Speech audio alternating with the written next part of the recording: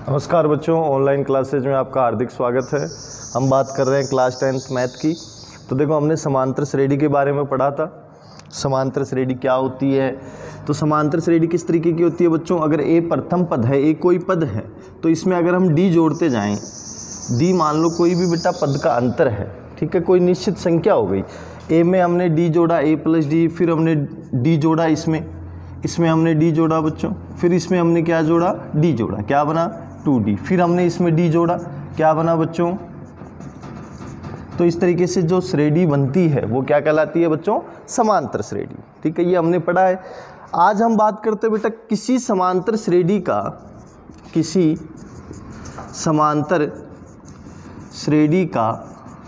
अंत से nवां पद ज्ञात करना। अंत से nवां पद ज्ञात करना। अंत से nवां पद हम कैसे ज्ञात करते हैं ये पढ़ेंगे हम। देखो, हमने पढ़ा था किसी समांतर श्रेणी का nवां पद ज्ञात करना। अगर हम बात करें बच्चों nवां पद की, किसी समांतर श्रेणी का nवां पद या व्यापक पद, nवां पद कह दो या व्यापक पद कह दो या बच्चों अंतिम पद कह दो, एक ही बात है। अंतिम पद, ये तीनों क्या है बेटा? बराबर होते हैं। किसी समांतर श्रेणी का nवां पद, व्यापक पद या अंतिम पद हमने पढ़ा था। an या अंतिम पद को हम l से भी लिखते हैं, किसके बराबर होता है बच्चों? a plus n-1 into D, यही होता है व्यापक पद। आज हम सीखेंगे बेटा किसी समांतर श्रेणी का अंत से nवां पद ज्ञात करना। अंत से nवां पद ज्ञात करना। तो जैसे मान लो बच्चों, ये कोई समांतर श्रेणी हो गई, a plus D, a plus 2d, a plus 3d, इस तरीके से चलता जाएगा, और a plus n-1 into D, ये इसका क्या हो गया बेटा? या इसको हम मान लेते हैं बेटा l मान लेते हैं। क्या मान लेते हैं? l। कोई भी अंतिम पद हो गया बच्चों, l हो गया। ठीक है, ये कोई समांतर श्रेणी हो गई। और ये कौन सा पद बन गया बच्चों? अंतिम पद। अब हमें करना क्या है बेटा? अंत से इधर से nवां पद ज्ञात करना है। अंत से nवां पद ज्ञात करना। तो अंत से हम nवां पद कैसे ज्ञात करेंगे? तो देखो इधर, तो इस तरीके की अगर कोई समांतर श्रेणी है और अंत से हमें nवां पद ज्ञात करना है, तो हम क्या करेंगे बेटा? इस श्रेणी को उल्टी करने पर, यानी अब इस श्रेणी को हम क्या कर दें बेटा? उल्टा कर दें। श्रेणी को उल्टा करने पर, श्रेणी को हम क्या कर दें बच्चों? उल्टा कर दें। तो अब यहाँ से शुरू होगा l, फिर क्या आ रहा होगा बेटा? इस तरीके से a प्लस 3d, फिर a प्लस 2d, फिर a प्लस d, और फिर क्या आएगा बच्चों? a। अब जो nवां पद हमें ज्ञात करना है वो किधर से करना है बच्चों? बाईं तरफ से। nवां पद या प्रारंभ से कह दो या बाईं तरफ से कह दो, ये बेटा अंत से कह दो या दाईं तरफ से कह दो, एक ही बात है। अब अगर इस श्रेणी में हम बात करें बच्चों, प्रथम पद तो था हमारा, प्रथम पद a है, सार्वअंतर d है। प्रथम पद a हो गया और सार्वअंतर क्या हो गया बेटा? d हो गया। लेकिन अगर हम इस वाली श्रेणी में बात करें, इस श्रेणी में अब प्रथम पद क्या होगा बच्चों? यहाँ पे प्रथम पद क्या हो गया बेटा? यहाँ से शुरू हो रहा है, तो प्रथम पद क्या हो गया बेटा? l हो गया। अब सार्वअंतर की बात करूं तो सार्वअंतर कैसे निकालूंगा? सार्वअंतर तो क्या करेंगे हम? इसमें से इसको माइनस करेंगे, इसमें से इसको, या इसमें से इसको माइनस करें हम। तो हम मान लेते हैं बेटा इसमें से इसको माइनस करें, तो a minus a plus D, हल करेंगे बच्चों, क्या आएगा? देखो a माइनस डी, यानी a से a कट गया, क्या बचा? माइनस डी बचा। यानी सार्वअंतर क्या हो गया? सार्वअंतर की हम बात करें तो सार्वअंतर बन गया बेटा माइनस डी। अब हम इसमें अंतिम पद कैसे निकालते हैं? देखो, nवां पद कैसे निकालेंगे? इसमें nवां पद निकालना है हमें। तो देखो इधर, ये इसका प्रथम पद हो गया, तो कैसे निकालेंगे? nवां पद बराबर क्या आ जाएगा? देखो, l प्रथम पद प्लस, ऐसे ही निकालते हैं, n-1 इंटू डी। अब d की बात करूंगा तो बेटा यहाँ सार्वअंतर कितना आ रहा होगा? Minus D. तो क्या बन जाएगा? l minus n-1 into D. ये हो गया बेटा अंत से nवां पद, अंत से nवां पद। तो किसी समांतर श्रेणी का अंत से nवां पद क्या होगा? l minus n-1 into D, जहाँ l तो क्या है? l जहां एल बराबर अंतिम पद और डी क्या हो गया बेटा, सार्व अंतर। एन क्या हो गया, एन हो गया बेटा पदों की संख्या, कौन सा पद आता है। तो ये हो गया अंत से किसी समांतर श्रेणी का एनवां पद ज्ञात करना। तो इस पे मैं आपको क्वेश्चन करवा देता हूं बच्चों, देखो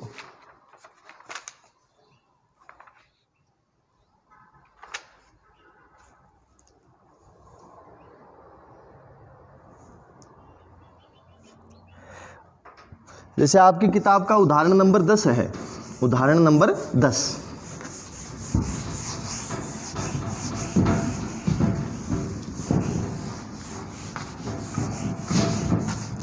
उदाहरण नंबर 10 की हम बात करें,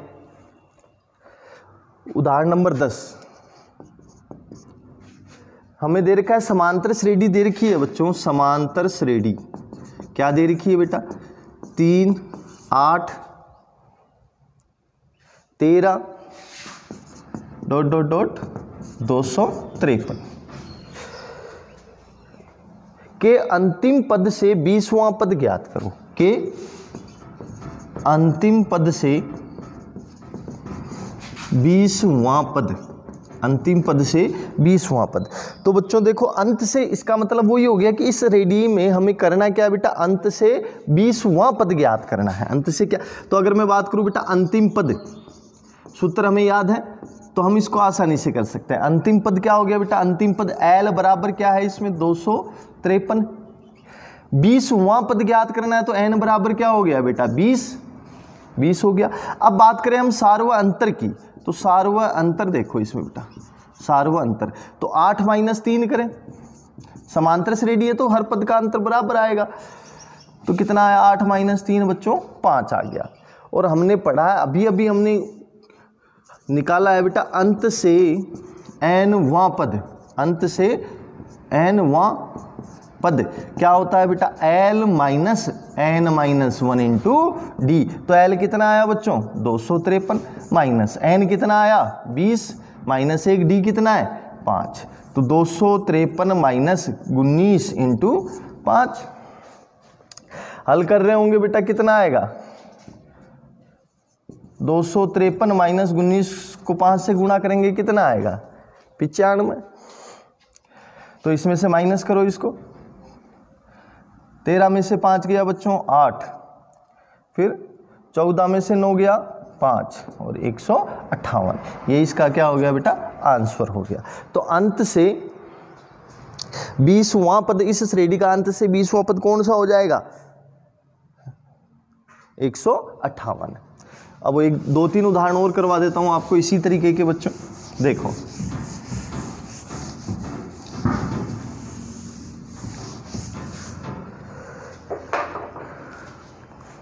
अब जैसे मान लो बेटा 2 अंकों की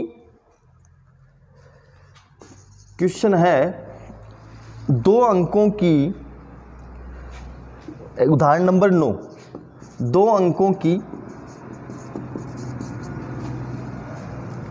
कितनी संख्याएं 7 से भाज्य है। 2 अंकों की कितनी संख्या 7 से भाज्य है, 2 अंकों की कितनी संख्याएं 7 से भाज्य है। तो बेटा हम इसको देखें कि भाई 2 अंकों की संख्या, तो 2 अंकों की सबसे छोटी संख्या, 2 अंकों की सबसे छोटी संख्या कौन सी होती है बेटा 10, और बड़ी संख्या कौन सी होती है, बड़ी संख्या कौन सी होती है 99। 2 अंकों के सबसे छोटी संख्या तो कौन सी होती है बच्चों 10, और सबसे बड़ी संख्या कौन सी होती है 99। लेकिन हमें कौन सी संख्याएं लेनी है जो 7 से विभाजित होती हो। अब देखो 10 में 7 का भाग जाता है क्या भाई 10 और 99, यही तो है। 10 सबसे छोटी संख्या और 99 सबसे बड़ी संख्या। तो देखो बच्चों कि भाई 10 में 7 का भाग जाता है क्या, 7 का भाग जाएगा नहीं जाता, 7 एकम 7, 7 दूनी 14, यानी किस में भाग जाता है बच्चों 14 में भाग जाता है। तो यानी सबसे छोटी संख्या कौन सी हुई 2 अंकों की 14 हो गई। फिर अब 7 जोड़ते जाओ, इसमें 7 जोड़ेंगे कितना आएगा 21, फिर 7 जोड़ेंगे बच्चों 28, इस तरीके से चलता जाएगा। अब देखो 99 सबसे बड़ी संख्या 99 है, 99 में 7 का भाग जाता है क्या, नहीं जाता।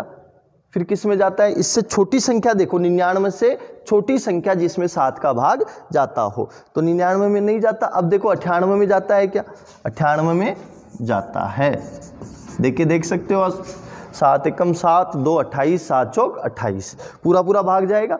अब देखो इसमें हमें पदों की संख्या पूछिए कि भाई ऐसी कितनी संख्याएं हैं, यानी कितनी संख्याएं बनेंगी इस तरीके की। तो देखो इसमें प्रथम पद क्या हो गया बेटा 14, सार्वंतर डी की बात करें कितने के अंतर आ रहा है 7 का, अंतिम पद या एनवां पद, एक ही बात है अंतिम पद कह दो या एनवां पद कह दो, क्या हो गया 98। निकालना क्या हमें पदों की संख्या यानी एन का मान निकालना है। हमने मान ली, देखो इधर ए एन बराबर क्या होता है बच्चों, A plus N minus 1 into D, तो ए एन कितना हो गया 98, ए 14 प्लस एन कितना है बच्चों नहीं पता, निकालना है, डी कितना है 7। हल कर रहे होंगे इसको, इधर लाए तो 98 ये माइनस 14 एन माइनस 1 गुणा 7, घटाएंगे तो कितना आएगा बराबर एन माइनस 1 इंटू 7। तो देखो ये इसके साथ गुणा में इधर आते ही भाग में हो जाएगा, तो एन माइनस 1 बराबर 84/7, हल करेंगे कितना आएगा 12, तो एन माइनस 1 बराबर 12, तो एन बराबर ये 1 इधर आया तो कितना हो गया बेटा 13। तो यानी 2 अंकों की कितनी संख्याएं 7 से भाज्य है, तो कितनी है बच्चों 13 संख्याएं हैं। इसी तरीके से आपके एक्सरसाइज में भी सवाल है इस तरीके का 5.2 में, उसमें पूछा है आपको 3 अंकों वाली कितनी संख्याएं 7 से विभाज्य है। यहाँ हमने 2 अंकों वाली पढ़ी है, उसमें हमें क्या निकालना है बेटा 3 अंकों वाली संख्याएं निकालनी है जो 7 से विभाज्य है। 5.2 का क्वेश्चन नंबर है 6, ठीक है। अब हम पढ़ते हैं बेटा इस तरीके के, अब सवाल कर लोगे आप, तो देखो इधर एक उदाहरण नंबर 11 और करवा देता हूं बेटा। 10 और 250 के बीच में 4 के कितने गुणज हैं। 10 और 250 के बीच में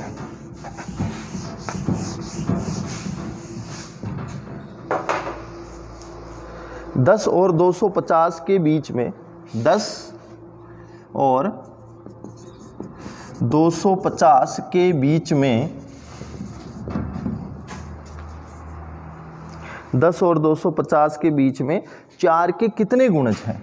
4 के कितने गुणज हैं, यानी 4 से 10 और 250 के बीच में 4 से विभाजित होने वाली कितनी संख्याएं हैं। तो देखो पहले हम बात करें बेटा 10 से कहाँ तक लेना है हमें, 250 के बीच में लेना है।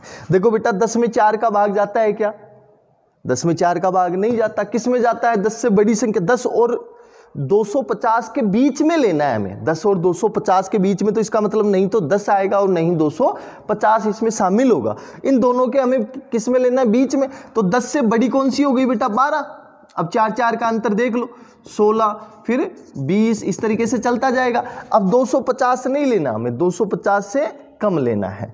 तो 250 में 4 का भाग जाता है क्या, नहीं जाता। तो देखो इससे पहले वाले में देखो किस में जाएगा, 248 में जाता है 4 का भाग। अब इसमें हमें देखो a कितना हो गया 12, प्रथम पद हो गया 12, सार्वंतर d की बात करें 16 माइनस 12 बराबर 4, एनवां पद अंतिम पद कह दो चाहे एनवां पद कह दो, एक ही बात है बच्चों 248 हो गया। अब बात करते हैं बेटा इसमें n ज्ञात करना है, हमें क्या करना है n ज्ञात करना है। तो देखो n कैसे निकाल रहे होंगे हम, इसमें a n बराबर क्या होता है बच्चों a plus n minus 1 into D.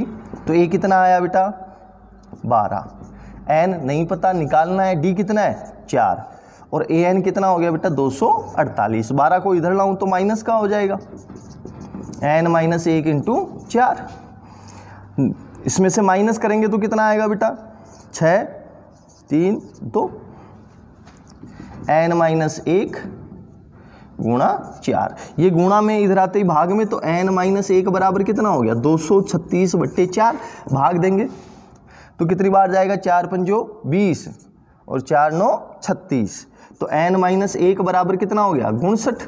तो यहाँ से हम कह देंगे n बराबर कितना हो गया बेटा 60। तो कितने हो गए इसमें 60 हो जाएंगे। तो 10 और 250 के बीच में 4 के कितने गुणज बनेंगे, यानी 4 का कितनी संख्याओं में भाग जाएगा, तो 60 संख्याओं में 4 का पूरा पूरा भाग जाएगा। अब पढ़ते हैं हम बेटा समांतर श्रेणी के पदों का चयन करना। समांतर श्रेणी के पदों का चयन करना।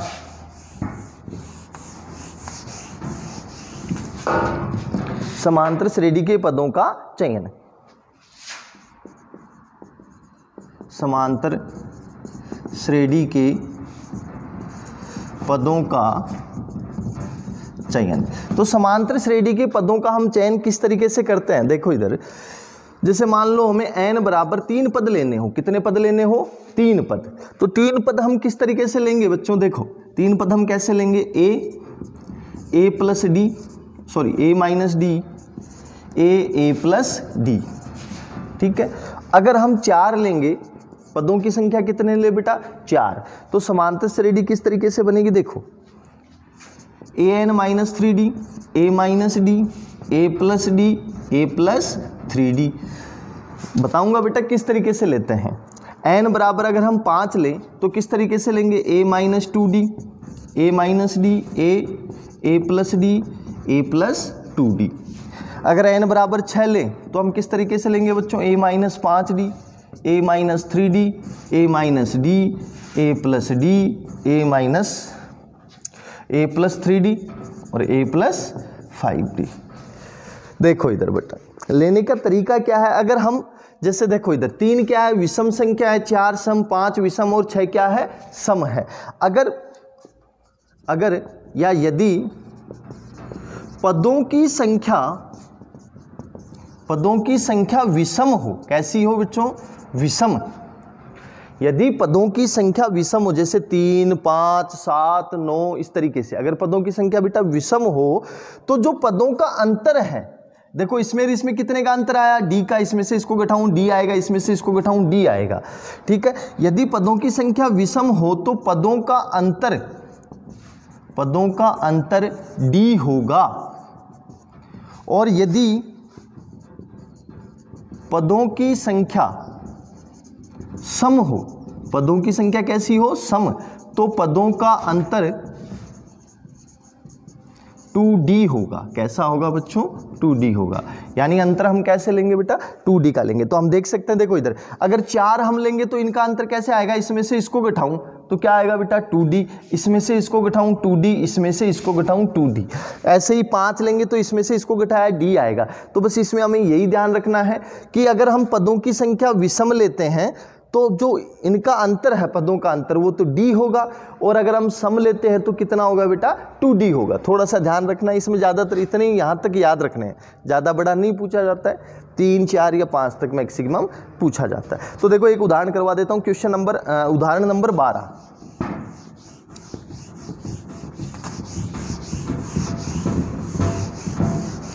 उदाहरण नंबर 12 देखो इधर, उदाहरण नंबर 12 कह रहा है 3 संख्याएं समांतर श्रेणी में हैं, यदि उनका योग -3 तथा गुणनफल 8 हो तो संख्याएं ज्ञात कीजिए। 3 संख्याएं किस में बेटा, समांतर श्रेणी में हैं। 3 संख्याएं, उदाहरण नंबर है 12, 3 संख्याएं समांतर श्रेणी में हैं। किस में है बच्चों, 3 संख्याएं समांतर श्रेणी में हैं।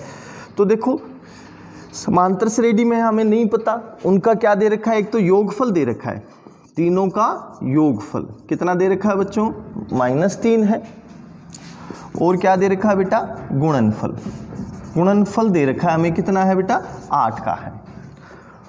एक तो हमें योगफल दे रखा है और गुणनफल दे रखा है। तो समांतर श्रेणी में तीनों संख्याएं समांतर श्रेणी में है। तो देखो अभी जो हमने पढ़ा है, कितने लेने हैं हमें समांतर श्रेणी के पद, 3 पद लेने हैं।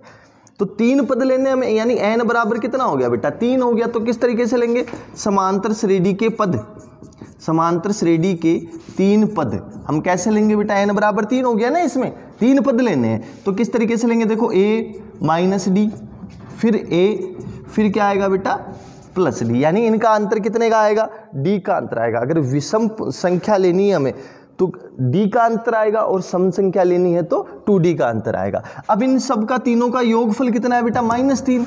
तो इनको जोड़े, a minus D plus a plus d बराबर कितना आएगा, -3। तो जोड़ेंगे, देखो बेटा इसमें जोड़ें, a कितने हो गए, तो d से -d से d तो कटे, तो देखो प्यारे बच्चों, इन तीनों को अगर हम जोड़ेंगे, इनका योगफल कह रहा है -3 है, इनको हमने जोड़ा तीनों पदों को, तो देखो d से d कट गया, ये माइनस का ये प्लस का ए कितने हो गए बच्चों 3 इक्वल टू -3, 3 से 3 कट गया, क्या बचा 1, तो a इक्वल टू बचा बच्चों -1। ये तो आ गया बेटा a आ गया। अब कह रहा है इन तीनों का गुणनफल बराबर है -8 के, तो a minus D into a plus D बराबर कितना दे रखा है बच्चों 8 दे रखा है। अब देखो बेटा इनको गुणा करें, हमने पढ़ा था 9th तक हमने पढ़ा है कि बच्चों a square minus B square equal to क्या होता है बेटा a minus B into A plus B, यही होता है। या मैं कह दूं कि a minus B into A plus B किसके बराबर होगा बेटा a square minus B square के। तो यहाँ से देखो a minus D into A plus D क्या बना बच्चों a square minus D square into A बराबर 8। a का मान कितना है -1 है, a कितना है बच्चों -1, तो रख दूं यहाँ पर a का मान -1, -1 का स्क्वायर कितना बना 1 माइनस डी स्क्वायर, a कितना बना बच्चों -1 बराबर 8। तो 1 माइनस ये -1 इधर आया तो क्या बना बच्चों -8, इसको इधर ले आओ, इसको इधर, ये माइनस का 8 इधर आते ही प्लस का हो गया और ये इधर आते ही डी स्क्वायर, तो डी स्क्वायर बराबर कितना हो गया बेटा 9। तो यहाँ से अगर हम d की बात करें तो कितना आ जाएगा +-3 आ जाएगा, क्योंकि जब भी वर्गमूल लेते हैं तो प्लस माइनस आता है। तो इसका मतलब d का मान कितना हो गया बेटा, या तो +3 हो गया या -3 हो गया, दोनों ले सकते हैं, दोनों से लेंगे आंसर वही आएगा। देखो इधर a बराबर कितना लिया -1, d बराबर +-3, तो हम पहले कौन सा ले लें बच्चों 3 ले लें।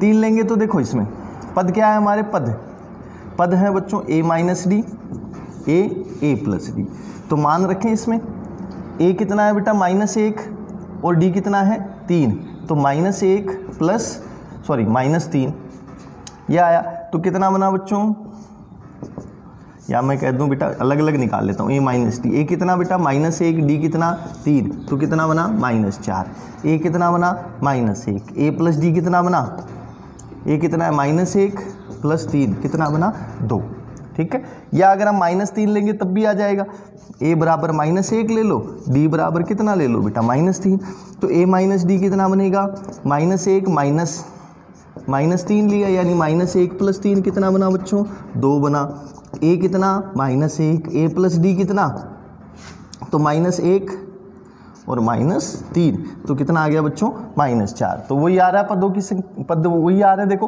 क्या क्या आया -4, तो पद क्या हो गए, पद बराबर -4 -1 2, ये हमारे क्या हो गए बेटा पद हो गए। धन्यवाद। तो इसी के साथ आप क्या करोगे बेटा एक्सरसाइज 3.5.2 कंप्लीट करोगे।